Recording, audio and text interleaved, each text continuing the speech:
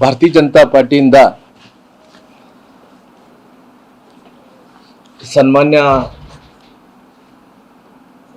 ಮಾಜಿ ಕೇಂದ್ರದ ಮಂತ್ರಿಗಳು, ಅಲ್ಲಿ ಶಾಸಕರು, ಒಂದು ಲಿಂಗಾಯತ ಪಂಚಮಶಾಲಿಯ ನಾಯಕರನ್ನು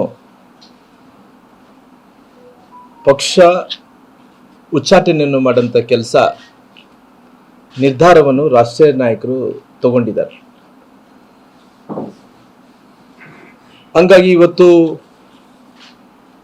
ಬಹುಶಃ ಪಂಚಮಶಾಲಿ ಮತ್ತು ಲಿಂಗಾಯತ ಸಮುದಾಯ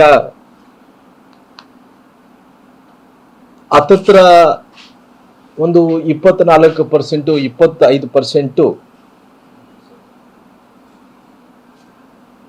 ಜನಸಂಖ್ಯೆ ಇರುವಂತ ಒಬ್ಬ ದೊಡ್ಡ ಸಮುದಾಯ. ಈ ಪಂಚಮಶಾಲಿ ಲಿಂಗಾಯತ ಸಮುದಾಯ ಇವತ್ತು ಇತಿಹಾಸವನ್ನು ನಾವು ತೆಗೆದು ನೋಡಿದ್ರೆ 1970ರಿಂದ 1970ರಿಂದ ಹತ್ತತ್ರ 1989 ತನಕ ಕೂಡ ಅವತ್ತು ನಿಜಲಿಂಗಪ್ಪರು ಮುಖ್ಯಮಂತ್ರಿ ಆಗಿದ್ರು. ಅಲ್ಲಿ ತನಕ ಕೂಡ ಲಿಂಗಾಯತ ಸಮುದಾಯ, ಪಂಚಮಶಾಲಿ ಲಿಂಗಾಯತ ಸಮುದಾಯ ಕಾಂಗ್ರೆಸ್ ಅಲ್ಲೇ ವಿಶ್ವಾಸದಿಂದ ಅವರೆಲ್ಲರೂ ಕೂಡ ಇದ್ರು. ಅವತ್ತು ವೀರೇಂದ್ರ ಪಾಟೀಲ್ ಅವ್ರನ್ನ ಅವ್ರು ಬೇರೆ ಬೇರೆ ಕಾರಣಗಳಿಂದ ಅವರು ಮುಖ್ಯಮಂತ್ರಿ ಮಾಡ್ತೀವಿ ಅಂತೇಳಿ ಘೋಷಣೆ ಮಾಡಿದ ನಂತರ ಅವತ್ತು ಈ ರಾಜ್ಯದಲ್ಲಿ ಕಾಂಗ್ರೆಸ್ ಪಕ್ಷಕ್ಕೆ ಹತ್ತತ್ರ 177 ಸ್ಥಾನ, 177 ಮಂದಿ ಶಾಸಕರು ಕರ್ನಾಟಕದಿಂದ ಗೆಳೀತಾರ. 177 ಮಂದಿ ಶಾಸಕರಂದ್ರೆ ನೀವು ಅರ್ಥ ಮಾಡ್ಕೊ, ಬಹಳ ದೊಡ್ಡ ಸಂಖ್ಯೆಯಲ್ಲಿ ಗೆಲ್ಲೀತಾರ.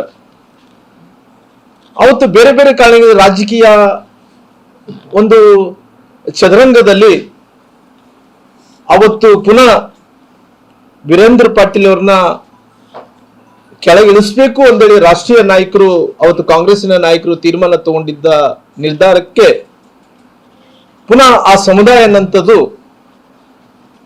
ಪುನಃ ಅವತ್ತಿನ ಜನತಾದಳ ಕಡೆ ಬಹಳಷ್ಟು ಆ ಸಮುದಾಯ ವಾಲುತ್ತೆ. ಪುನಃ ವಾಲಿದಂತ ಸಂದರ್ಭದಲ್ಲಿ 1994ರಲ್ಲಿ ನಮ್ಮ ರಾಷ್ಟ್ರೀಯ ನಾಯಕರು, ನಮ್ಮ ಮಾಜಿ ಮುಖ್ಯಮಂತ್ರಿಗಳಂತ ಸನ್ಮಾನ್ಯ ಯಡಿಯೂರಪ್ಪ ಸಾಹೇಬರು, ಅನಂತಕುಮಾರ್ ಅವರು ಬಹಳಷ್ಟು ಪರಿಶ್ರಮವನ್ನು ಪಟ್ಟು ಇವತ್ತು ಭಾರತೀಯ ಜನತಾ ಪಾರ್ಟಿ ಕರ್ನಾಟಕದಲ್ಲಿ 2 ಮಂದಿ ಶಾಸಕರಿದ್ರು. ಅದರ 130, 135 ಸ್ಥಾನಗಳು ಬರಂತ ವ್ಯವಸ್ಥೆಯಲ್ಲಿ ಪುನಃ ಪಂಚಮಶಾಲಿ ಲಿಂಗಾಯತ ಸಮುದಾಯದ ಎಲ್ಲ ಸಮುದಾಯಗಳೆಲ್ಲರೂ ಕೂಡ ಬಿಜೆಪಿ ಜೊತೆಯಲ್ಲಿ ಒಂದು ಸಂಬಂಧಗಳು ಅನ್ನೋದಕ್ಕಿಂತ ಒಂದು ಪ್ರೀತಿ ವಿಶ್ವಾಸದಿಂದ ಅವರು ಬಿಜೆಪಿ ಜೊತೆಯಲ್ಲಿ ಬಂದ್ರು. ಬಂದ ಮೇಲೆ ಇವತ್ತು ಎಲ್ಲೋ ಒಂದು ಕಡೆ ಪಂಚಮಶಾಲಿಯ ಒಬ್ಬ ಪ್ರಬಲವಾದಂತ ರಾಜಕಾರಣಿ